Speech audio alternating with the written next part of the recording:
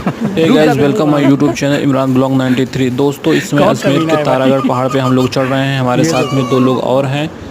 तो आधे रास्ते में हम लोग पहुंच चुके हैं। काफ़ी ऊंचाई पर दरगाह बना हुआ है। देख सकते हैं जो सामने टीला दिख रहा है, वहां तक हम लोगों को चढ़ के जाना है। तो काफ़ी ऊंचा रास्ता है और पथरीला रास्ता भी है, काफ़ी फिसलन। तो आधे रास्ते में हम लोग पहुँच चुके हैं।